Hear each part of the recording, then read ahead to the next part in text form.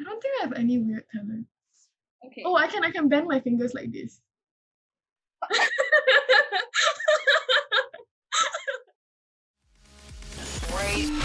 Radio Heatwave. Heatwave. Thank you so much for tuning in to yet another Radio Heatwave interview. This time we're joined by local singer-songwriter and my dear friend Aaliya. So hey Aaliya, thank you so much for joining us and welcome to Radio Heatwave. So for those of you who may not know, I've actually known Aaliya for many years as a close friend, but last year when she released her debut single, Feeling Blue, I was reintroduced to her as an artist. So now with 3 singles to date, Aaliya joins us today to tell us more about herself. So hi Aaliya, how are you? I'm good. Just been busy with school. Yeah, I think it's like coming to the end of the semester, so all of us are very busy. But I hope, like dealing with it well. So are you ready for the questions? Yeah. Okay.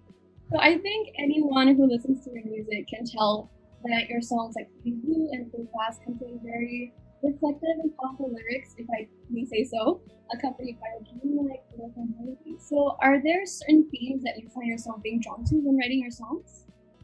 I think I always write about like things that have happened in my life, or like just about events that like happen in my life. So like most of them are quite sad. Like I mean, if you can hear from the songs, but yeah. So like I guess like the like repeated theme is like just my life. I mean, I get that. I think that writing based on your personal experience is a very like tried and tested method for every singer-songwriter. I think it's like the guaranteed recipe for success. Writing about your own life can be kind of like a vulnerable thing. So even though I know you and see you as a very artsy person and very expressive in all kinds of mediums, like what pushed you to pursue music and put your own stuff out there, even though it can be Honestly, I never thought that I'd be like pursuing music. Like how it all started was I used to always post like videos of myself singing on my Instagram, like just for fun, and like writing my own like lyrics, like that don't even make sense sometimes. And like I was approached by Maggot. Like he sent me a DM, and like ever since then, like I guess I got to use like all those like lyrics and like all like my ideas and like stuff to like create music with him. Yeah. a cool story. I think like Instagram is like a place where everyone kind of meets nowadays, like where you just get discovered, you know. So I think that's very cool that social media was like a big thing in you getting discovered. And you currently have 3 songs out right now, all while juggling the responsibilities that come with being a polytechnic student, I might add, which I think is quite tough. So how do you find a balance between creating music and juggling your studies? Honestly, I don't think I've been juggling it really well. Like, I have very bad time management, but I just try my best like to like do music and like do like my schoolwork. But like obviously like schoolwork is my priority at the moment. Yeah, I think you're not giving yourself enough props, honestly. It's very difficult, and I think you're doing really amazing. But one thing I noticed about your songs is that they don't have any music videos to accompany them. So if you could produce a music video for one of your songs, which one would it be and what would it look like? Honestly, I would do a music video for my latest song, Penghujung Dunia, because like the concept behind that song was like a soundtrack without a movie. So like Maggot was like imagining like a horror movie. So I was thinking like it would be really cool if it was like an olden day, like kind of like Hantu Kak Lima kind of thing. No, like, I can totally see yeah. And so I would love to do a music video for that song. Definitely should. Like, Yeah. something we can look forward to. I don't know. Yeah, but I think that's very you, like very your vibe. And even though your songs have no music video, I think they're still encapsulated by a very stunning accompanying visual. And you even created the artwork for Full Glass yourself. So tell me like how you conceptualize the artwork for your songs. Honestly, the artwork for Full Glass, like what happened was Maggot was like, what do you want the artwork to be? And I was like, hey, like why not just use something that I've already like drawn? So I just sent him like a bunch of photos of like my artwork. Then he was like, hey, that one's nice. And then we just chose that one. But I think like for Feeling Blue and for Penghujung Dunia, like we just go with whatever fits the vibe, I guess. Like there's not much like thought behind it, honestly. Yeah. Something that just comes naturally. Yeah, it just like comes naturally and we just like Wow. yeah. We actually did some digging into you. So we at Radio Heatwave are detectives. And we heard that you like Dangdut. Your face kind of like scrunched up for a second and we uncovered it. Yeah. I really love Dangdut. I don't think it's like something people our age really listen to unless you're in rumpit culture, which like shout out.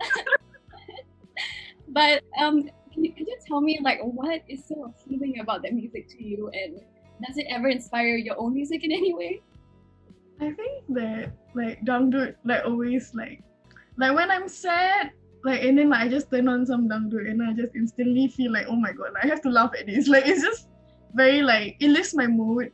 Yeah. And I think it's also because like it's a song that like anyone can dance to. It's like super groovy. And like I mean it hasn't exactly had like an impact on my music yet, but like I hope that one day I can make a song that like people can dance to, like Dangdut, you know? Oh my god, really? I want like a funky song, like not something like slow and mellow.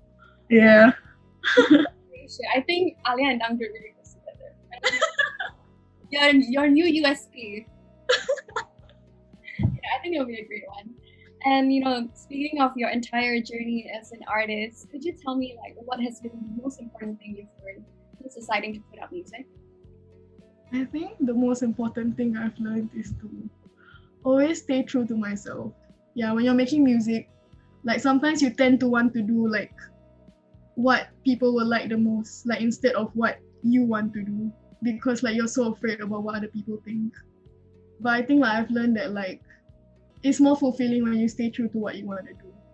Yeah, and like how you want to express yourself, not how you like, you know, want others to see you, like that kind of thing. Yeah. We got deep there for a second. But I think what you said is really true, because like no one else can be you, you know. And Aaliya, you're such a cool person. Yeah, don't ever change. I think like you're doing amazing with what you've done so far. And as an up and coming artist, you've even like started out with 3 songs already in 2020 alone. So is there like anything more we can expect from you this year? Like no pressure, you know? Honestly, I don't know, but hopefully new songs. Dangdut songs maybe? Maybe.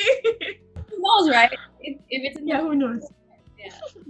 Okay, well, I'm glad we covered those like deeper questions, but now we're gonna play a quick round of quick fire questions. I have 10 questions for you. Just answer really fast, like no thought, hit empty kind of vibe. Okay. Okay, so let's start. If you could collaborate with any local artist, who would it be? Akid Amir. Ooh, okay. Are you a heavy or a light sleeper? Heavy. A weird talent that you have? I don't think I have any weird talent. Okay. Oh, I can bend my fingers like this.